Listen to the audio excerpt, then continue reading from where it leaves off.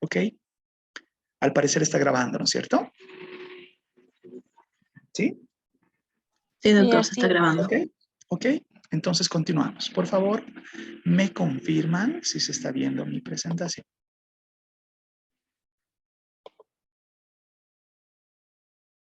Ok. Ya.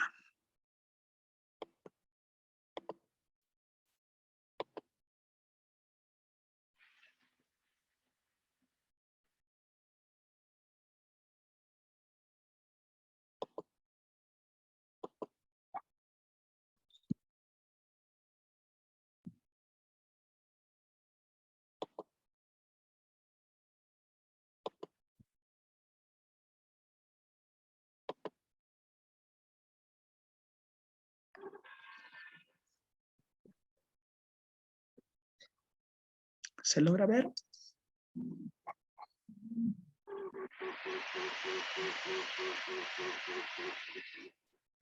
¿Se la ve? Sí, se ve. Sí, doctor, se ¿No ve. es cierto? Excelente. Ya hemos comenzado con este apunte la última clase que tuvimos, donde yo les recordaba que vincula el tema de la operativización de conceptos en variables, que de la problematización, que la convertí en una pregunta. Esa pregunta implica un concepto que redunda en un objeto de estudio que al interior del mismo, bajo el enfoque cuantitativo, si pretendemos un alcance explicativo, al menos correlacional, debería tener por lo menos dos variables, dos o más variables. Las variables se pueden expresar como indicadores. Esto les voy a expresar con los datos de Rayfair. Me sirve para eso, esa base de datos. Y debemos entender que el reactivo va a ser una pregunta detonante que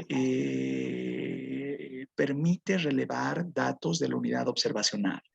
Y todas estas preguntas se suministran en un instrumento que por convención para el enfoque cuantitativo, la técnica es la entrevista, una entrevista a través de una encuesta con generalmente más preguntas cerradas que abiertas. Y ahí se ponen esas preguntas y en físico, ya sea en físico, en digital o en lo que corresponda, es que se constituye el instrumento que eventualmente se va a convertir en data y esa data, una vez sea estructurada, va a ser susceptible de ser analizada y bueno, pues posiblemente genere estadística, ya sea descriptiva o inferencial. Yo veía en los ejercicios que hasta ahora me han ido presentando, uno que tengo en mente, el de María Fernanda, ¿no? Que estaba haciendo el tema del arte y como que ella enlazaba algunas preguntas, ¿no? Algunos reactivos. He visto también otro ejercicio de, creo que era ciberacoso o algo así, que también estaba enlazando algunas preguntas. Bueno, he visto varios ejercicios bastante interesantes que ustedes están desarrollando. Entonces, este apunte sirve justamente para perfeccionar las preguntas, que nos me brinde una función de respuesta relativamente ajustada, que sea comprensible, que me permita luego manejar el dato. Ya dicho esto, es importante delimitar cuál es la unidad observacional. Esto lo paso. Es relacionado además de que se debe dar cuenta si voy a ver a todas las unidades observacionales. Si fuera el caso, es un censo. Si tomo una muestra, debo definir si esta es probabilística o no. La muestra probabilística, de lo que voy a hablar en un segundito más, me permite hacer inferencia estadística, es decir, ir de la muestra al total de la población. La muestra no probabilística no permite hacer inferencia estadística. Solamente es representativa del pequeño conjunto de datos que pretende, según el diseño que yo gestione, pretende una cierta similitud en características del total de la población. Por ejemplo, una muestra proporcional va a dar cuenta de alguna característica observable en el universo y va a tratar de replicarla en pequeñito. De eso vamos a hablar en un momentito más. Es importante distinguir cuáles preguntas, cuáles reactivos son obligatorios de los prescindibles. Los obligatorios, y esto es claro, es una condición sine qua non, deben ir en vínculo directo con las variables que están al interior del objeto de investigación. Todas las demás preguntas son prescindibles. Realizar preguntas claras, esto ya lo hemos dicho. Preguntas como ¿ves televisión? ¿Acostumbras a ver TV? ¿Cuántas horas? En cierta forma redundan, pero también permiten claridad. Simplemente ¿ves televisión? Puede ser que dé una función de respuesta donde todos respondan afirmativamente, pero tener una frecuencia, posiblemente de horas al día, puede ser una mejor cuantificación. Elementos conceptuales, en comprensión más y conceptuales al interior de una pregunta, como estable, como informal, ¿no es cierto? Como recientemente, ¿no es cierto? Pueden ser denotar aspectos que no son de comprensión unívoca, ¿no es cierto? Es decir, puede ser que ustedes, cualquiera de nosotros, por estable, tenga una comprensión distinta que el compañero, ¿no es cierto? Entonces, lo mismo pasa con cualquier adjetivación o posiblemente algún aspecto que no sea de conocimiento común entre todos, ¿no es cierto? Entonces, ahí hay que brindar una aclaración o generar una mejor redacción de la pregunta, ¿no? Ya, decíamos usar un lenguaje simple, ver cuando el tema de respeto, yo considero que el tú siempre es importante, perdón, el usted siempre es importante, pero el tú también no se le puede descuidar en una relación que busca familiaridad. Si uno pretende un acercamiento con niños, por supuesto que no puedo tratarle de usted, ¿no es cierto? Tengo que buscar una cierta empatía que me permita una mejor respuesta. Buscar un lenguaje cortés, no ofensivo. Les decía que estas preguntas se las puede relacionar de manera indirecta. Ya esto ya lo he hablado, entonces lo salto.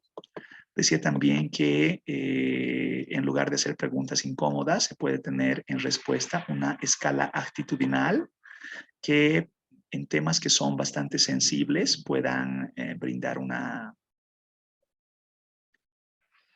mirada más empática, ¿no? Entonces, las preguntas no pueden ser rebuscadas, a incluir dos aspectos dentro de una misma pregunta, decir TV y radio, son dos preguntas que deberían ser distintas. Si habla de los papás, o habla de papá, o habla de mamá, no puede hablar de la misma persona, ¿no es cierto? Uno puede tener connotaciones distintas dependiendo de quién está consultando.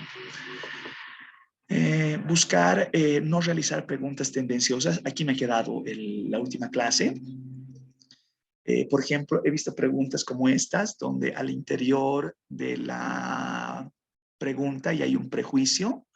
Los trabajadores bolivianos son muy flojos, ¿no es cierto? Ya está asumiendo una característica del trabajador boliviano, ¿no es cierto? Entonces, realmente que al final de cuentas, ¿qué está preguntando o está haciendo un comentario? O he visto esto en las consultas de opinión o percepción de voto, ¿no es cierto? Es decir, ya de pronto considera que, y pone un nombre, el que quieran ustedes, ¿no? Juan de los Palotes es el mejor presidente del universo.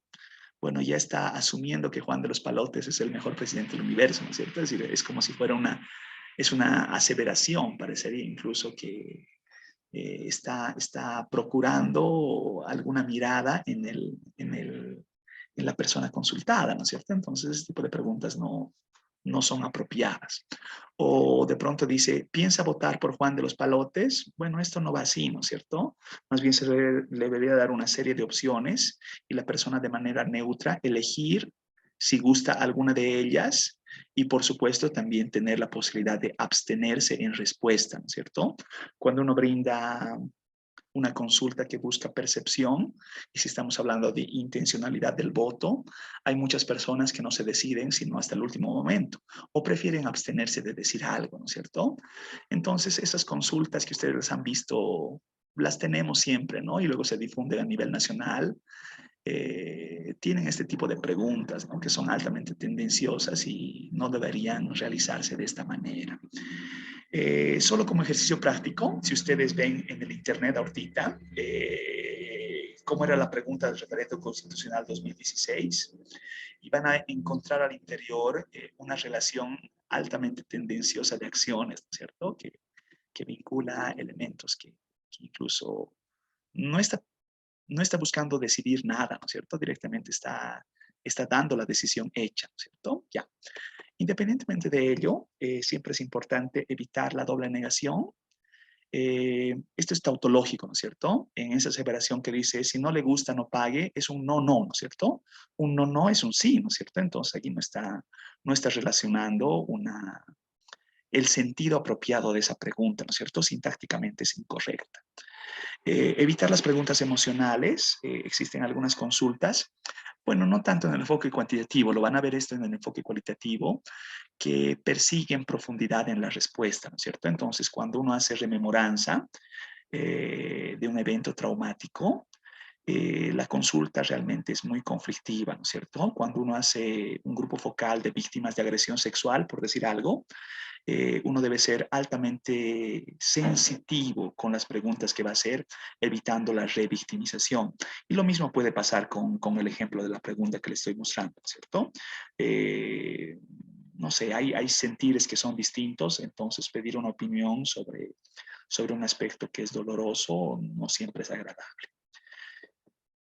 Sobre las opciones de respuesta, en función de qué se espera como respuesta, a eso refiero con función, opciones de respuesta, y se le llama función de respuesta. Existen las preguntas, perdón, las respuestas que son cerradas, las closed-ended questions, que son precodificadas, entonces generalmente se da un multiple choice, una opción múltiple, ¿no es cierto? Donde se relaciona, no sé, A, B, C, D, teniendo las opciones que uno elige, ¿no es cierto? No da margen a dar una opinión más allá de las 4 opciones, 5 opciones, las que corresponda, que ya se establecen previamente como respuestas para esa pregunta. Generalmente el enfoque cuantitativo maneja preguntas cerradas. No da espacio, están viendo ahí una respuesta dicótoma, de simplemente decir sí o no. Pero ojo con esto, que también es importante, ¿no? Hay un consejo que se da desde el tema de la posición y desde el tema de los colores, ¿cierto? Perceptivamente, bueno, esto es casi subconsciente. El color verde siempre genera lo afirmativo y el color rojo o lo negro, lo oscuro, lo negativo, ¿cierto? Es una mirada psicológica de asimilación de colores.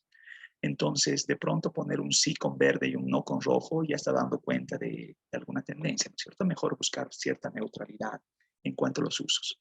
¿Qué refiero con la codificación? Poner valor 1 al sí, valor 2 al no. Bueno, es poner un número delante de la función de respuesta pretendida.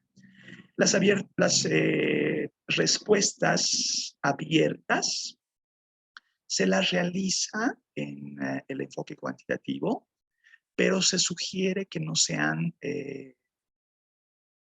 muchas. Si se tiene alguna respuesta abierta, deben ser unas cuantas. Y la razón de ello, porque en consulta pensemos que estamos haciendo 3,000 encuestas y de pronto pregunto cuál es su mirada respecto del, del aborto en Bolivia, ¿no? Y cada uno puede dar una opinión de un párrafo.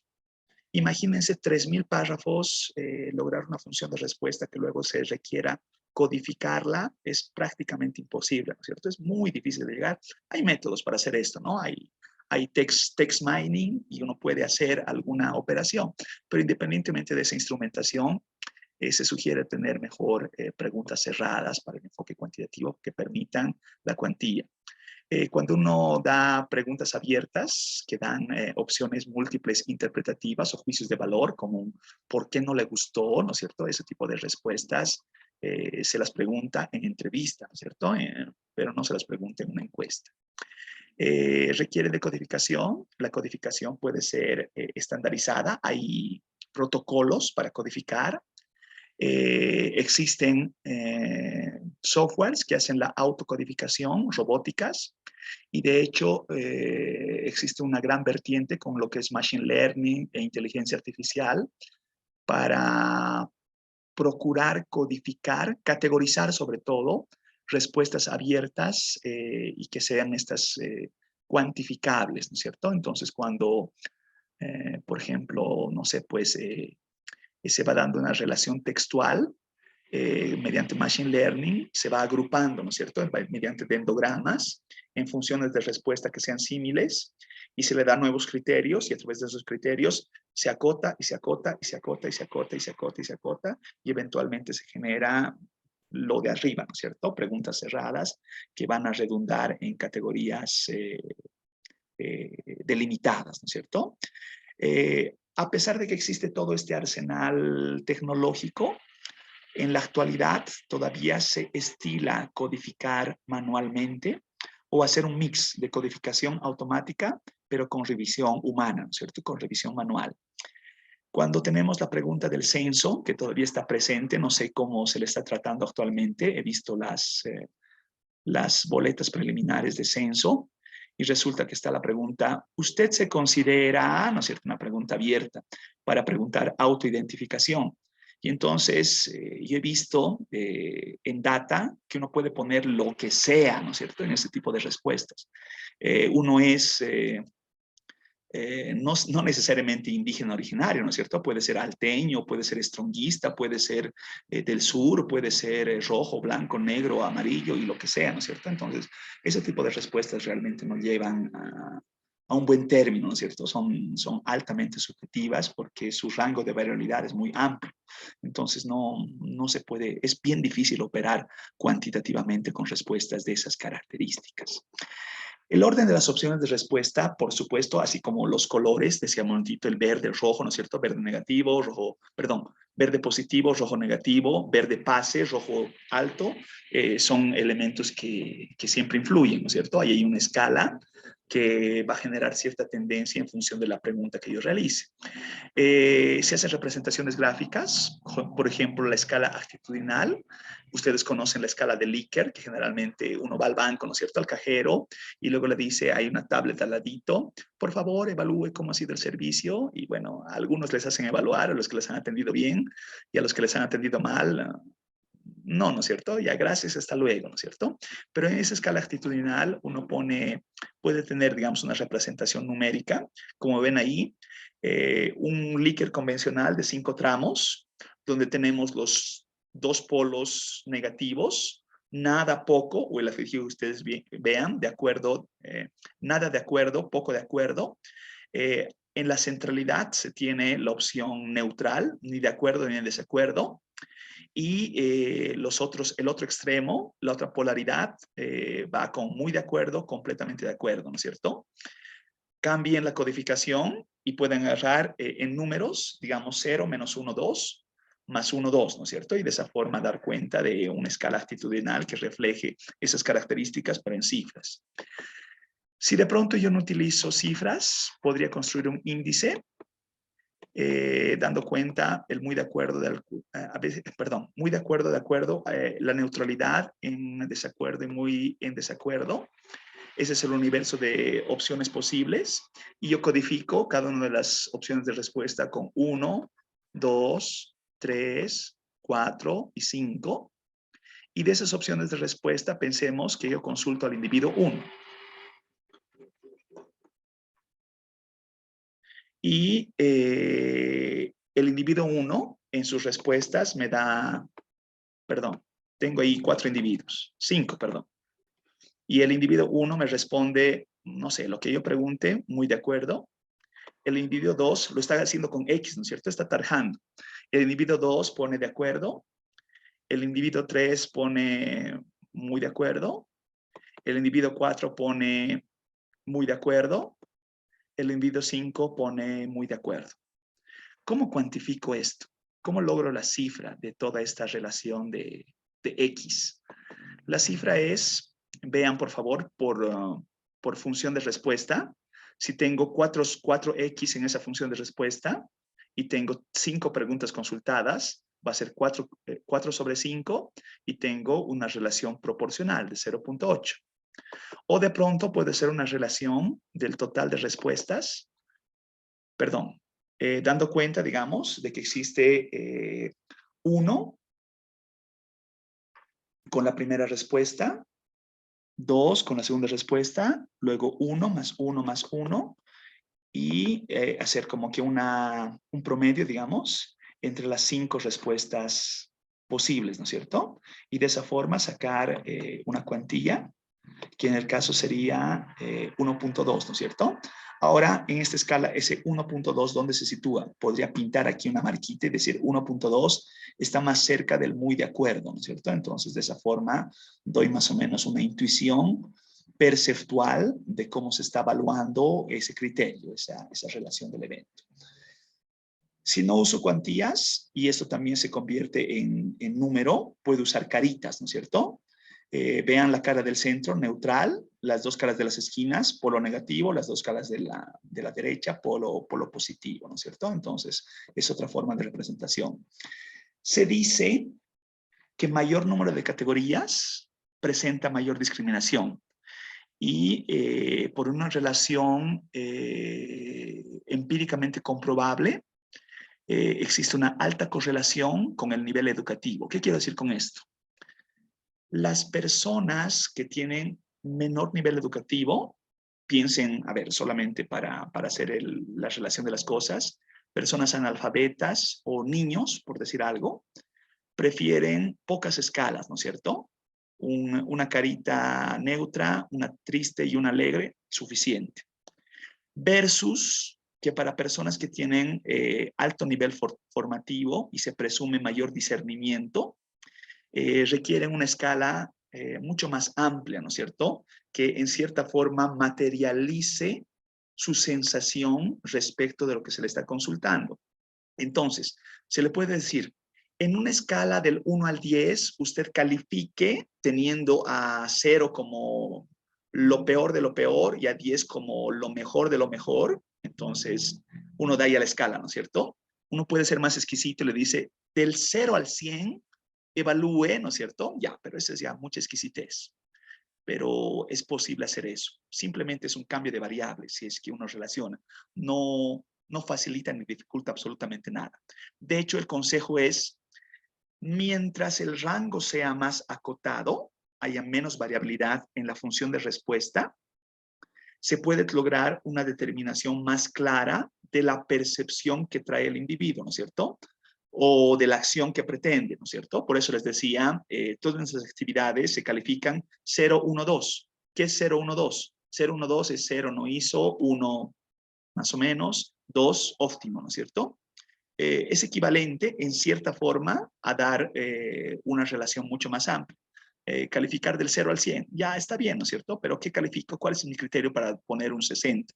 Salvo que exista un parámetro detrás de ese 60, es igual de subjetivo que decir 0, 1, 2, ¿cierto? Es importante no cambiar el sentido de las preguntas. Perdón.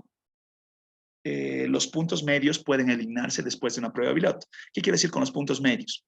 Que generalmente las personas por fatiga, por hacer las cosas rápida, porque están apurados, tienden a responder centro, centro, centro, centro, centro, centro. Si una respuesta da centro, centro, centro y no tiene variabilidad, esa respuesta no sirve, ¿no es cierto? Entonces la saco. En una prueba piloto me doy cuenta que esa pregunta no sirve y dejo de utilizarla, ¿no? Y busco las preguntas que generen mayor variabilidad. O posiblemente el instrumento no está generando la motivación suficiente para buscar la variabilidad en respuestas.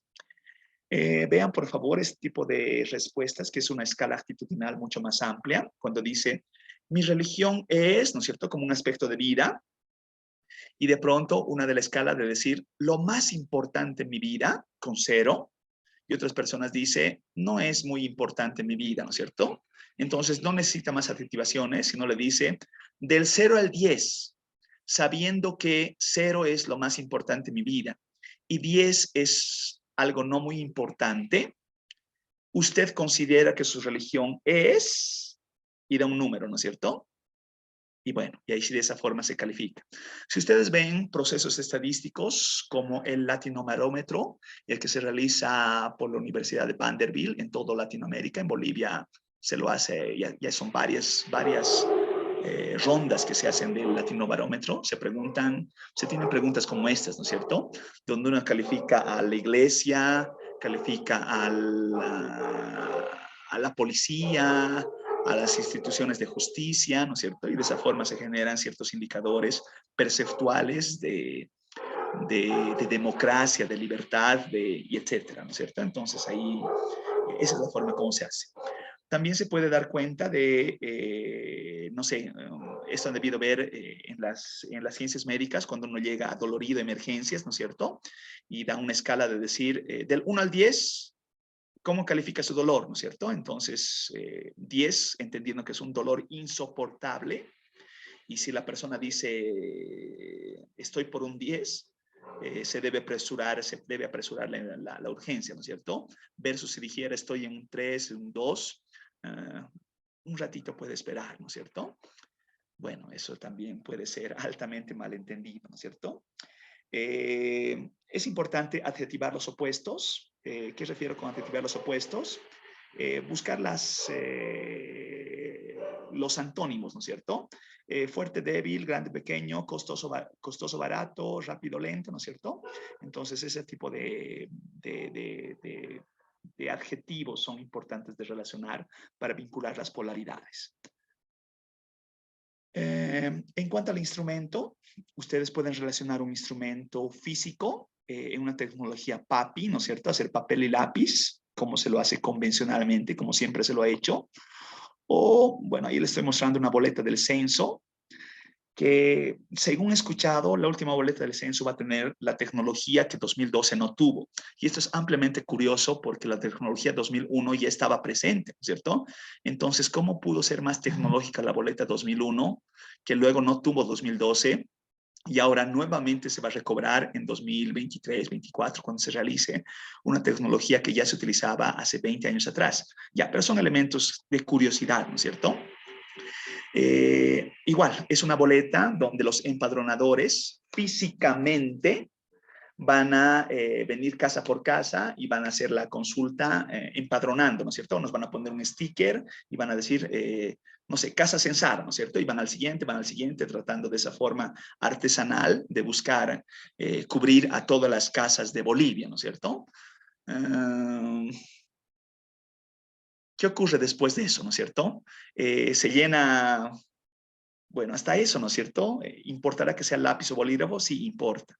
¿Importa que llene bien la casilla? Sí, importa, porque se supone que el reconocimiento se va a dar a través de un infrarrojo, ¿no es cierto? Entonces el infrarrojo va a detectar rápidamente las respuestas y se supone que esa es la promesa de mejorar, de agilizar un mes antes para que los resultados preliminares diriman algunas distribución de escaños, ¿no es cierto? Pero bueno, eso hay que ver cómo se lo hace, porque la razón del por qué es preliminar y se presentan 2 años después los resultados es porque este tipo de procesos tiene altos errores, ¿no es cierto? Simplemente si es reconocimiento infrarrojo, puede ser que la tecnología ha mejorado, es la que yo conozco.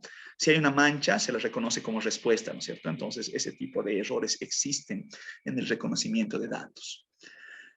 Así como hay papel y lápiz, uno puede acudir a instrumentos en línea, ¿no es cierto? No sé cuántos de ustedes conocen el SurveyMonkey, y como el SurveyMonkey hay miles, ¿no es cierto? De hecho, el Facebook tiene también su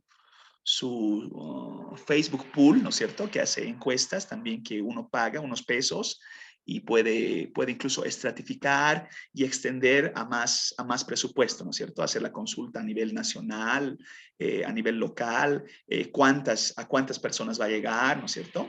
El Google Drive, como hemos hecho el otro día, un formulario chiquitito que les paso el link y por un WhatsApp ustedes pueden llenar, ¿no es cierto? Hay un muestreo detrás de eso. Podría haber, hay diseños para hacer eso. Les puedo comentar también al respecto. Y ahí les paso una referencia. Si ponen, por favor, methods for Testing and Evaluating Questionnaires de la Universidad de Michigan, van a encontrar una gran cantidad de instrumentos, de softwares, de manuales, de guías para hacer todo este proceso de generar instrumentos mediante algún soporte tecnológico, ¿no es cierto? Ya. Por favor, ¿alguien me auxilia leyendo esta actividad 5? ¿Qué pretende esta actividad 5? Y si alguien, como siempre, le solicito una capturita de pantalla, ¿no? Para que la tengamos en el grupo WhatsApp. Buenas noches. Actividad 5. Usando su pregunta de investigación, el cual relaciona variables que provienen de un concepto, desarrollar las preguntas, los reactivos, que permiten recabar la información que ustedes requieren obtener de su unidad observacional para dar respuesta con evidencia a su pregunta de investigación. Por favor, sus preguntas al grupo de WhatsApp. Muchas gracias, Caroline. ¿Se comprende esta actividad? De hecho, he visto muchas de las respuestas que hasta ahora me han dado. Algunos ya la han hecho, ¿no es cierto? Algunos ya han ido poniendo preguntas asociadas a sus variables. Solamente eso, ¿no es cierto? Es traer a colación la pregunta que permite rescatar el dato cuantitativo en la unidad observacional. ¿No es cierto? Como hemos hecho el ejemplo en el Google Forms, pero ahora aplicado a sus estudios, ¿no es cierto? Entonces, de pronto, dentro de mi pregunta de investigación, dentro del objeto de estudio, una de las variables es sexo, por decir algo. Entonces, el reactivo para sexo es, usted es, ¿no es cierto?, con funciones de respuesta hombre-mujer. Nada más que eso, ¿no es cierto?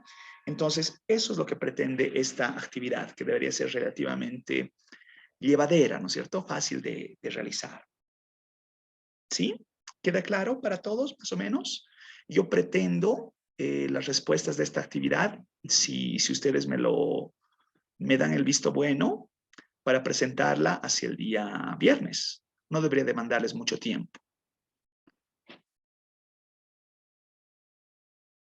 ¿Sí? ¿Les parece? ¿Estamos bien? Doctor, una consulta. Por favor, Marilena. Doctor, por la variable, por cada variable, ¿se tiene un límite de preguntas, doctor? No. Algunas preguntas requieren solamente suministrar un reactivo. Hay algunas que requieren más de un reactivo, pero sí tiene que haber una conexión de cuáles son las preguntas necesarias para tomar el dato de esa variable. A ver, pongo un ejemplo. Voy a poner un ejemplo cualquiera, no necesariamente el suyo, ¿ya? Voy a buscar la relación de rendimiento académico con uso de las redes sociales y agarro la variable redes sociales. Tengo un concepto, redes sociales son todos aquellos medios que permiten la interacción digital entre personas y no sé qué, no sé cuánto. Pero estoy buscando frecuencia. Entonces, en preguntas voy a relacionar, creo que alguno de ustedes ha hecho un ejercicio así, ¿no? ¿Usted qué tipo de redes sociales utiliza? Y tiene un listado, ¿no es cierto? Facebook, Twitter, Instagram, etcétera, etcétera, etcétera, ¿no? Y luego dice, ¿cuántas horas al día usted visita estas redes sociales? Y para cada una puede relacionar horas al día, ¿no? Facebook, tantas horas, Instagram, tantas horas, y la siguiente, tantas horas, ya. Entonces, ¿qué quiero decir con lo que estoy relacionando? Es que para capturar la función de respuesta, en este ejemplo, estoy usando al menos 2 preguntas, ¿no es cierto? Que no es lo mismo a la pregunta de investigación. La pregunta de investigación va por otro lado. La pregunta de investigación tiene un objeto de estudio, está delimitada, especial y temporalmente. Ahí está mi pregunta de estudio. Pero al interior de mi pregunta de estudio está el objeto de investigación y al interior del objeto de investigación están al menos 2 variables. Entonces, lo que está solicitando la actividad 5 son las preguntas, los reactivos que alimentan esas 2 variables. ¿Me doy a entender? Sí, doctor, gracias. No, gracias a usted. ¿Sí? ¿Todo ok entonces? ¿Podemos realizar esta actividad? Sin problemas, ¿no? Sí, doctor. Excelente. Sí, doctor. Buenísimo, buenísimo, buenísimo. Entonces, si les parece, sin más que decir, me voy a ver muestreo. ¿Sí? Salvo que exista algún comentario, sugerencia, inquietud de parte de ustedes. Me dicen, por favor.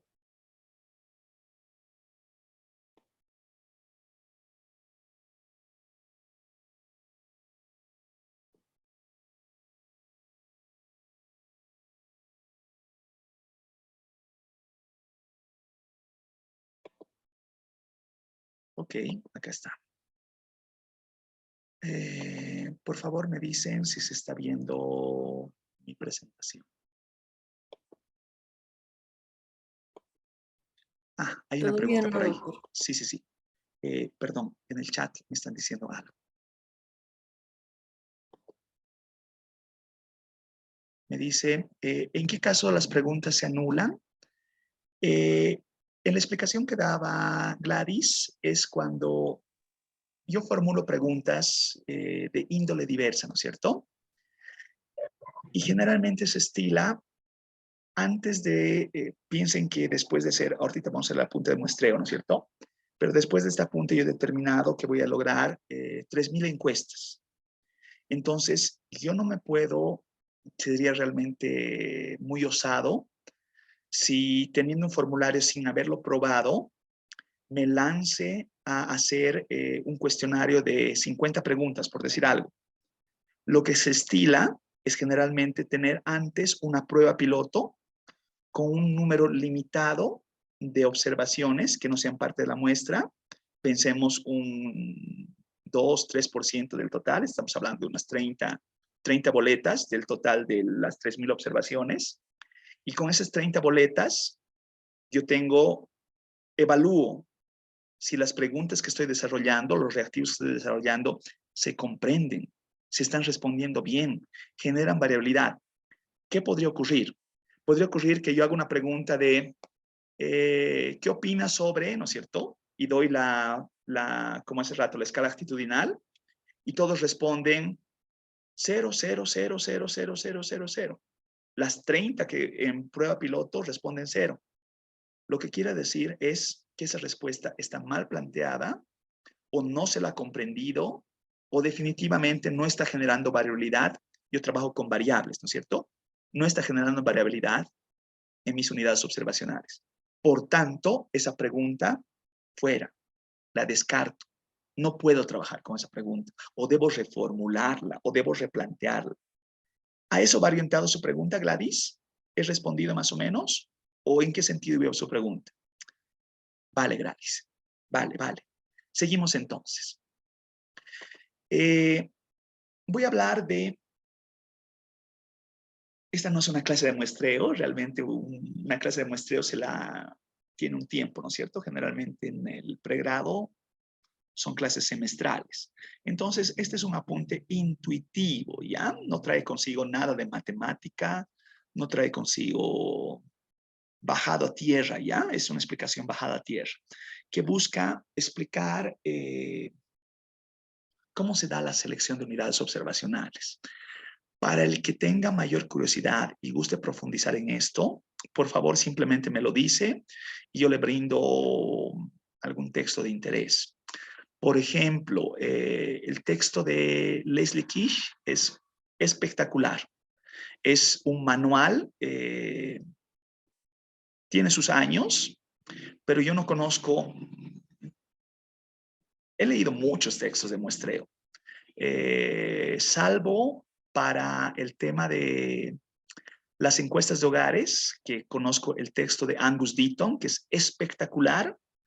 Este de Leslie Kish es buenísimo, ¿no es cierto? Todos los demás los pondría en menos referente que el de Leslie Kish y el de Angus Deaton.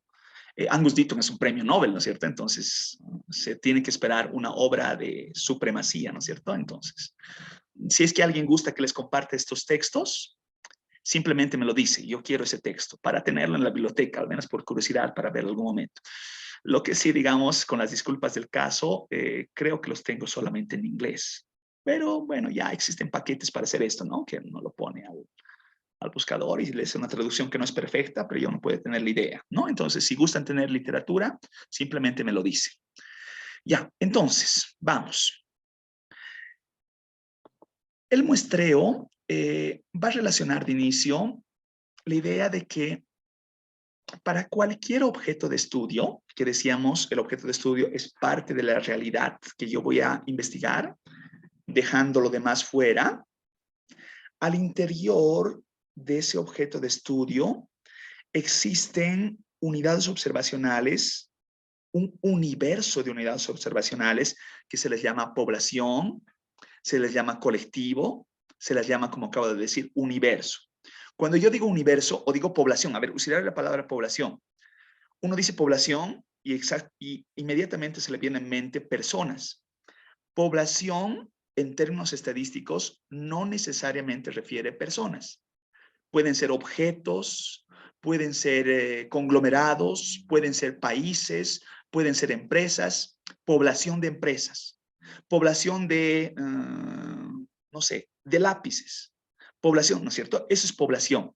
Y el total de lápices que estoy analizando va a ser mi universo, ¿no es cierto? Entonces, por favor, que se entienda desde ese sentido. Entonces, yo puedo tener el total de unidades observacionales y si yo puedo hacer un recuento exhaustivo del total de unidades observacionales de ese universo, yo estoy realizando un censo. Eso es un censo. Un conteo exhaustivo del total de unidades observacionales del objeto de estudio pretendido. El censo de población y vivienda toma como objeto de estudio la territorialidad de Bolivia, todos los límites al interior de nuestro país. Y como unidad observacional, las personas. Por tanto, debe ser un conteo exhaustivo del total de personas al interior fronteras, ¿no es cierto? Esa es la lógica. Esa es la razón de parar Bolivia por un día. Por términos analíticos, yo voy a denotar con la letra N mayúscula al total de unidades observacionales que componen un universo. Entonces, estoy hablando de Bolivia a 2022, estamos hablando de 11.9 millones de habitantes, ¿no es cierto? Según proyecciones. Entonces, cuando se realice el censo, deberá contarse, hacer un nuevo conteo y verificar de esos 11.9 a cuánto ha crecido, ¿no es cierto? Tomando como referente que este es un dato proyectado que proviene del Censo Nacional de Población y Vivienda 2012, que arrojaba 10.2 millones de habitantes. Entonces, en 10 años habría crecido 1.7 millones, ¿no es cierto? Entonces, más o menos ese es el referente. Examinar toda la población, parar a Bolivia, como este caso, como este ejemplo del Censo Nacional de Población y Vivienda, no siempre es posible. Su factibilidad depende de tiempo, depende de costos, ¿no es cierto? Entonces, llegar a toda una población no siempre es factible. Por tanto, yo realizo un muestreo. Un muestreo va a ser una aproximación imperfecta de la población objetivo, pero una aproximación, una estimación que debe procurar minimizar el error. Voy a hablar de eso en un momentito. El error se lo va a manifestar como un sesgo. Ahora hablo de eso. Un subconjunto de las mismas, un subconjunto, si digo que N mayúscula es el total, N minúscula es un subconjunto de ese total, ¿no es cierto? Por ejemplo, la encuesta de hogares es un subconjunto del censo, ¿no es cierto? La encuesta de hogares tiene 40,000 observaciones, más o menos, ¿no es cierto? Entonces, N minúscula es 40,000, N mayúscula es 11.9 millones, ¿no es cierto? Para el ejemplo que estoy dando. La población objetivo da cuenta de lo que se quiere ver como variable característica atributo, lo que se pretende, si quieren verlo así, relacionando con el problema de investigación. Debe explicitar las unidades de análisis, ya sea individuo, hogar, conjunto de personas o lo que corresponda, y permitir verificar a quienes incluimos y a quienes dejamos fuera, diferenciando de la población de estudio. La población de estudio son las personas que efectivamente voy a consultar. Entonces, ¿qué es lo que ocurre? A ver, voy a dar un ejemplo. La población objetivo de la encuesta de hogares es ir a tocar puerta y dicen, ¿no es cierto? No sé si les ha llegado el operativo a sus hogares, que realmente se realiza por estas fechas, entre el 15 de noviembre y el 15 de diciembre. Y el encuestador pregunta, en esta vivienda, ¿cuántos hogares hay? Y bueno, pues una vivienda puede haber más de un hogar, ¿no es cierto? Porque vivienda no es lo mismo que hogar. Vivienda es el techo y al interior de ese techo puede existir familia 1, hogar 1, hogar 2, hogar 3, hogar 4. Igual, si estamos hablando de una edificación, por decir algo, al interior de un departamento, si quieren verlo así, pueden existir múltiples hogares, ¿no es cierto? Papá, mamá, hijo, hija, pero también vive el tío, ¿no es cierto? El tío representa otro hogar. O, como existe en nuestro convencionalismo de los bolivianos, no quiero que suene con alusiones prejuiciosas lo que voy a decir, ¿no es cierto? Pero nosotros todavía tenemos la acepción de empleada doméstica, ¿no es cierto? La empleada doméstica no es parte de esta población objetivo. ¿Por qué? Porque ella tiene su propio hogar, ¿no es cierto? Entonces, como población estudio, se la descarta de esta población objetivo. Entonces, hay una discrepancia entre lo que se pretende abordar con lo que efectivamente se aborda, ¿no es cierto? Y en esa discrepancia se generan sesgos. Si yo quiero saber, doy un ejemplo, ¿no? Quiero saber la intención de voto para las próximas elecciones y piensen que la forma de captar elección de voto es a través de teléfono fijo. Y yo voy llamando por la guía telefónica y pregunto, ¿usted por quién va a votar las siguientes elecciones? Como hacen algunas encuestas. ¿Qué pasaría con ese tipo de consultas? ¿Presumen que hay algún sesgo? ¿Podría tener algún sesgo ese tipo de consulta?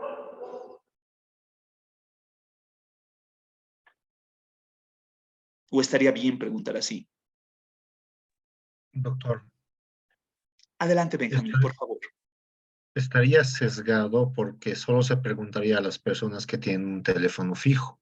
Así es, así es. Y los que no tienen teléfono fijo, fuera, ¿no es cierto? A ver, no sé si les ha ocurrido esto, y voy a dar otro ejemplo. Buenas tardes, ¿no es cierto? Yo estoy saliendo del supermercado, ¿no? Me dice, buenas tardes, por favor, ¿te da tiempo para ayudarme con esta encuesta? Y me está preguntando, no sé, un domingo a las 10 de la mañana, ¿no es cierto? Otro sesgo, ¿no es cierto? ¿Por qué? Porque quienes van al supermercado, ¿por qué es ahora? ¿Por qué está relacionando a mi persona que puedo decir de pronto, no, gracias, me voy, ¿no es cierto? Entonces las personas ocupadas van a decir hasta luego y las personas que disponen de tiempo y tal vez han visto grato la consulta, agradable la consulta que le he hecho, van a responder, ¿no es cierto? Encuestas, Mori, encuestas, todas esas que se difunden en el, no sé, RTP, ¿no es cierto? Encuesta a nivel nacional, ¿no es cierto? Con 95% de confiabilidad y dan toda una parafernalia estadística insulsa, irrelevante. Hacen este tipo de encuestas altamente sesgadas y que si existiese la cultura, la legalidad estadística detrás del dato, ese tipo de consultas deberían tener penalidad legal, ¿no es cierto? Deberían ser parte, no sé, no se puede realizar ese tipo de encuestas son propaganda, no son encuestas, ¿no es cierto? Están generando un sesgo altamente marcado en la función de respuesta, entonces no se puede ser tan irresponsable con ese tipo de datos, pero ese tipo de datos se los permite, ¿no es cierto? Se los difunde, se los utiliza, ¿no es cierto? Y está generando en la psique de los próximos votantes una tendencia, ¿no es cierto? Entonces, eso no se lo puede hacer así. El sesgo de selección se va a dar cuando existe una diferencia sistemática entre la población objetivo, lo que se pretende levantar, y la población de estudio. Si existe un sesgo sistemático, existe un sesgo de selección. Y los datos, por supuesto, van a generar una sub- o sobreestimación del verdadero resultado. ¿No es cierto? Por eso es que de pronto encuestas de intención de voto y uno presume de que es el referente. Y luego tenemos votación, otro resultado, ¿no es cierto? Otro resultado que debe a muchas características. Pero entonces, ¿por qué existe esto? Si tiene otro referente, ¿no es cierto? Bueno, es parte del folclore de nuestras elecciones democráticas, ¿no es cierto?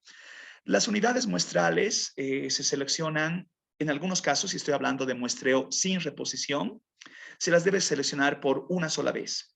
¿Qué quiero decir con esto? ¿No? Piensen que tengo una bolsa negra y tengo los bolillos de todas mis unidades observacionales y todos los bolillos los pongo al interior, ¿no es cierto? Entonces yo selecciono un bolillo, verifico el número y lo dejo afuera. Eso es sin reposición, ¿no es cierto? Entonces existen consultas donde requiero un muestreo sin reposición.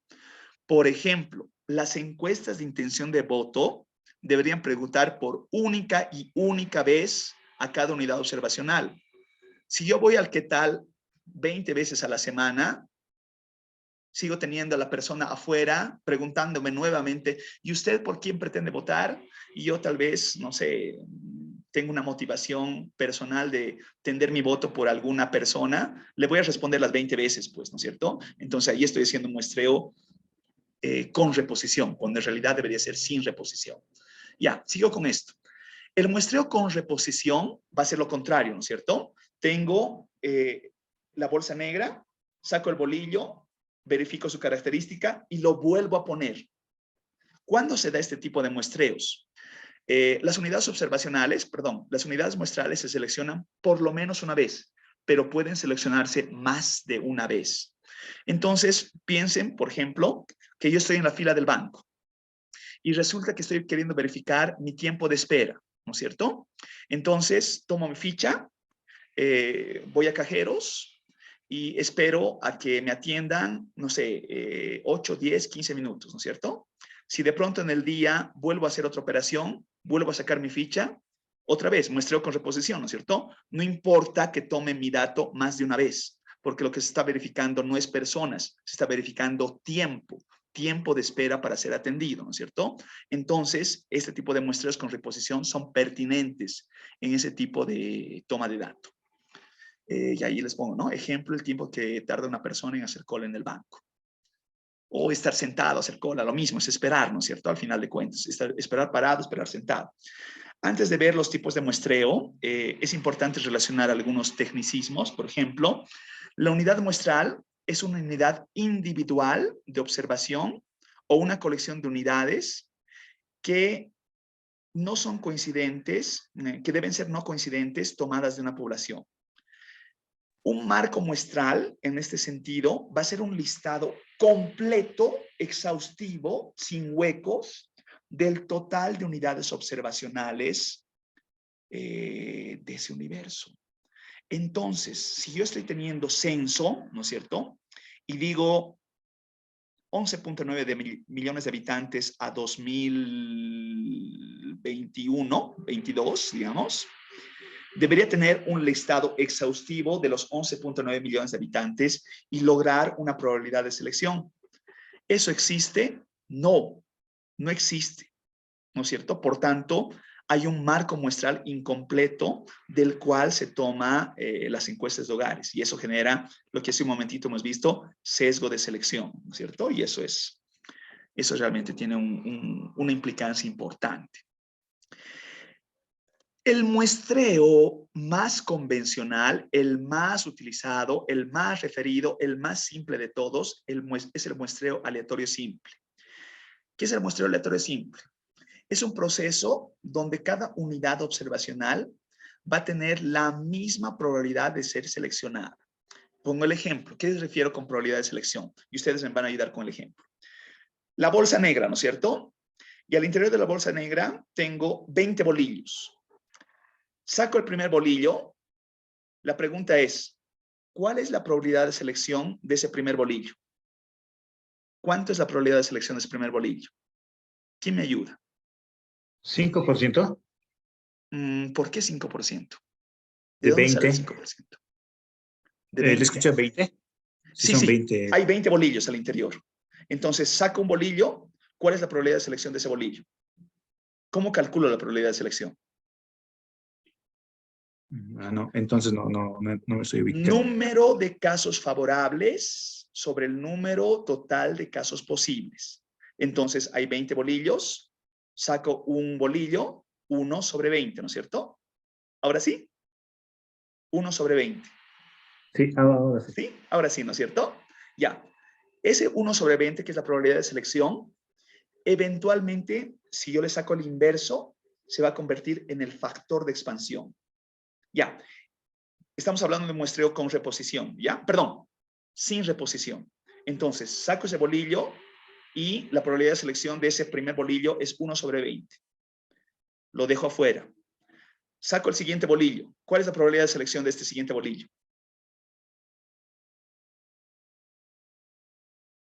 Casos favorables sobre casos posibles. ¿Cuál será la probabilidad de selección? ¿Cuántas bolas hay en el interior ahora? ¿Cuántas han quedado? 1 sobre 19. Correcto, correcto. Y así, cada bolillo que saque, si es un muestreo sin reposición, va a tener una unidad menos. y menos, y menos, y menos, y menos. Entonces, voy a generar probabilidades de selección diferenciadas para cada unidad observacional. ¿Qué pasa si fuera un muestreo con reposición? Saco la primera unidad, verifico 1 sobre 20 y la vuelvo a botar. Saco la siguiente unidad, ¿cuánto va a tener de probabilidad de selección la siguiente? Otra vez 1 sobre 20, ¿no es cierto? Entonces existe equiprobabilidad de selección de cada unidad observacional si el muestreo es con reposición. Si el muestreo es sin reposición, cada unidad observacional tiene una probabilidad de ser seleccionada distinta para cada experimento. ¿Me doy a entender? ¿Más o menos? Sí, doctor. ¿Sí? Vale, gracias. Seguimos entonces. El proceso requiere que se atribuyan números consecutivos a todas las unidades observacionales de aprobación y se proceda a hacer un sorteo. ¿Qué quiero decir con esto? Un listado de todas las unidades observacionales. 1, 2, 3, 4, 5, 6, 7, hasta el 11.9 millones de habitantes. Listado completo, ordenados con números. El mismo ejemplo. Son 11.9 millones de bolillos, los meto en la bolsa y hago lota, ¿no es cierto? Hago bingo, ¿no es cierto? Si quieren verlo así, ese es el sorteo. Y aleatoriamente saco cada bolillo, ¿no es cierto?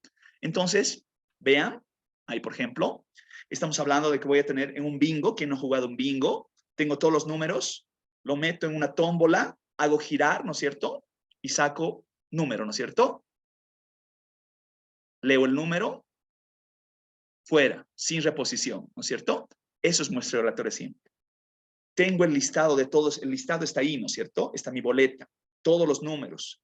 Y todos los números tienen un bolillo asociado. Lo meto a la bolsa y en la bolsa hago girar y saco aleatoriamente un bolillo a la vez.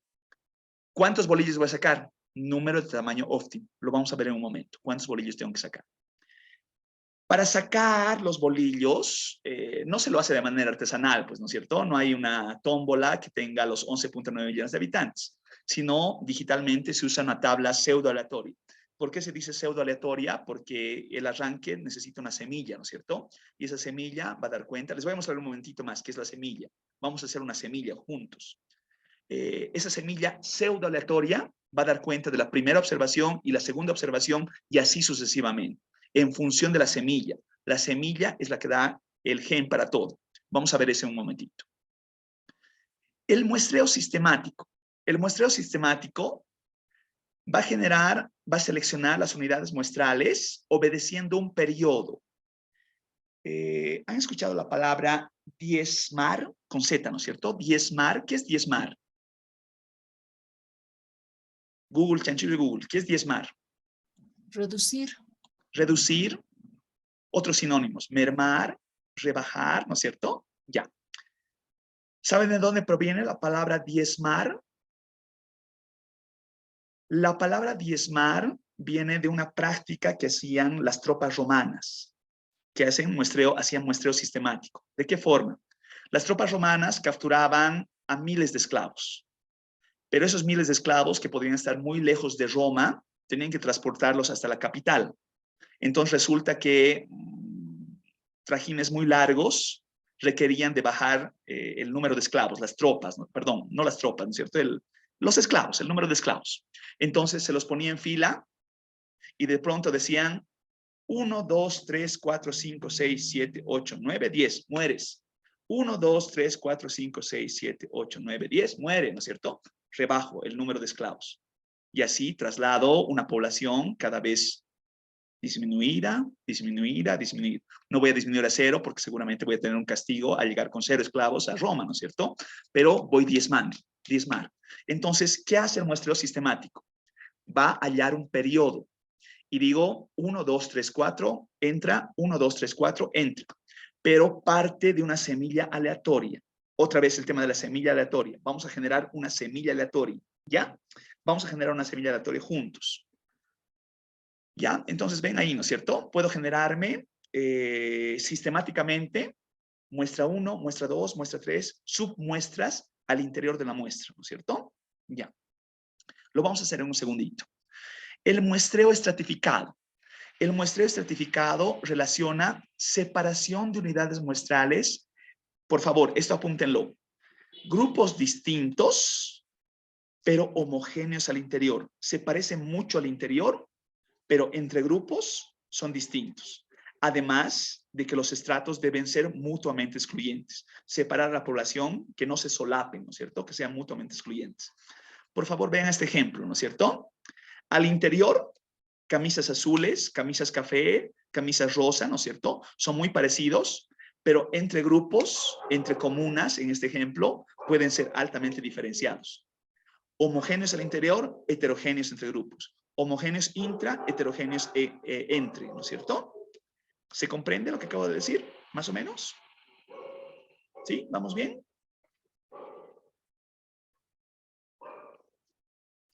Avanzo, ¿ya? Muestreo por conglomerados. Cuando uno relaciona separación de unidades muestrales por grupos iguales, pero heterogéneos a su interior. Generalmente se relaciona delimitaciones geográficas naturales, ¿no es cierto? Vean, por ejemplo, el ejemplo, ya piensen ahí una distribución espaciada de casas y tengo zona norte, zona sur, zona arriba, abajo, si quieren verlo así, ¿no es cierto? Entonces yo hago una delimitación espacial y genero conglomerados, ¿no es cierto? Conglomerados que sean heterogéneos al interior, pero homogéneos entre sí, ¿no es cierto? Distinto de lo que son los estratos. ¿Me doy a entender? ¿Más o menos? ¿Estamos bien? Creo que se va a entender mejor con el ejemplo. ¿Ya? Entonces, por favor, en todo lo probabilístico, acabo de hablar de muestreo aleatorio simple, muestreo sistemático, muestreo estratificado y muestreo por conglomerados. A partir de eso, la sofisticación se va a dar. Primero hago conglomerados y al interior de los conglomerados hago muestreo aleatorio simple. 2 etapas, conglomerados, muestreo aleatorio simple. Etapa 1, conglomerados. Etapa 2, muestreo aleatorio simple. Puedo hacer 3 etapas. Estratos, al interior de los estratos conglomerados y al interior de los conglomerados muestreo aleatorio simple. A partir de las 2 etapas, 3, 4, 5, las que corresponda, es multietápico. Y se dice, cuando tiene más de 3 etapas, que es un muestreo complejo. Todo lo que acabo de decir es la síntesis de lo que es el muestreo.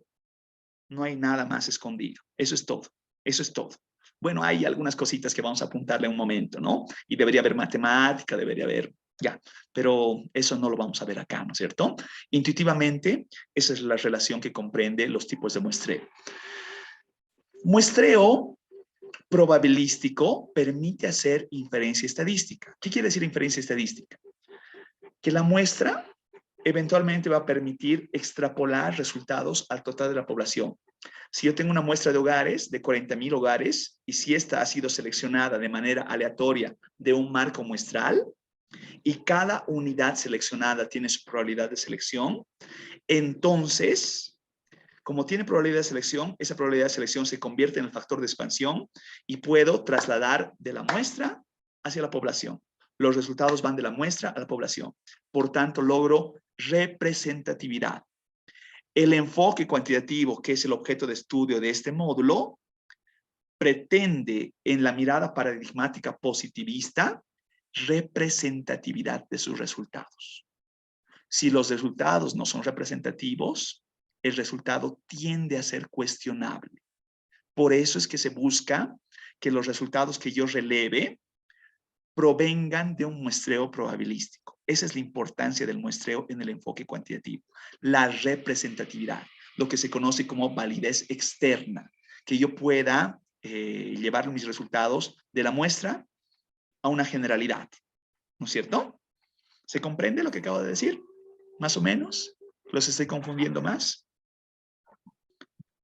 ¿Todo ok? Doctor, una consulta. Por favor. Cuando hablamos de muestra, estamos hablando necesariamente de un método de selección aleatoria. Así es. Siempre aleatoria. ¿Qué pasa si yo selecciono, ya tengo predefinido ¿a quiénes voy a hacer la encuesta? ¿No sería muestreo ya? ¿Qué se No, podría denominar? ese es un muestreo, pero no es un muestreo probabilístico. Ese sería un muestreo no probabilístico. Ah, ok, ¿Se pero puede hacer sigue un muestreo siendo no muestreo. probabilístico? Sí, es lo que voy a explicar a continuación. Ok, muy bien, Pero la gracias. gran distinción es que el muestreo no probabilístico no permite hacer inferencia estadística. ¿Puede elegir las unidades observacionales de manera deliberada? Sí, puede hacerlo. Puede tratarse de un estudio de caso. Puede ser que sea, voy a hablar de eso en un segundito. Pero el punto es, lo que no puedo hacer al seleccionar aleatoriamente es llevar los resultados de la muestra al todo, al universo. Eso no puedo hacer. Eso no me permite. Pero sí puedo hacer un muestreo no probabilístico. Generalmente por convención, para explicar esto. El enfoque cuantitativo, por convención, no es que siempre se lo haga así. El enfoque cuantitativo maneja muestreos probabilísticos y el enfoque cualitativo maneja muestreos no probabilísticos. No quiere decir que yo pueda tomar el dato cuantitativo como muestreo no probabilístico. Puedo hacerlo. O no quiere decir, como que hay estudios, y les puedo mostrar estudios de mi autoría, que se releva información cualitativa con muestreo probabilístico. ¿Eso es posible? Sí, es posible. Se los voy a demostrar. ¿Ya? Vamos a ver eso a continuación. A ver, relacionando muestreo, la pregunta, ¿no? Muestreo no probabilístico. El muestreo no probabilístico, acabo de decir, no es exclusividad de la metodología bajo enfoque cualitativo. Se dice, hay muchas autorías, de hecho, a mí me desagrada el texto, que es como que la Biblia para...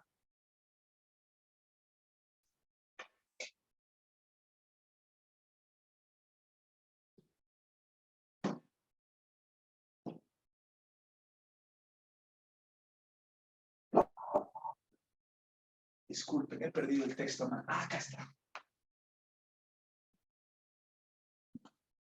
Perdón. ¿Les es familiar estos textos? ¿O esta versión más antigüita? Es el Hernández Sampieri, ¿no es cierto? Sí, doctor. ¿Por qué no? Yo no soy tan agradado de este tipo de textos. Porque este tipo de textos, primero, asumen de que quanti es lo objetivo, duro, puro, lo idealizable, y lo quali es lo romántico, lo trivial, lo subjetivo, ¿no es cierto? Que resulta que en esta lógica convencional, lo quanti debe ser probabilístico y lo quali debe ser no probabilístico. En la práctica, la esencia de la investigación científica es ecléctica, ¿no es cierto? Tiene alto pragmatismo en la respuesta empírica a una pregunta de investigación. Por tanto, ese tipo de aproximaciones no son tan llevaderas. A ver, solamente para lógica, ya que estamos hablando de esto.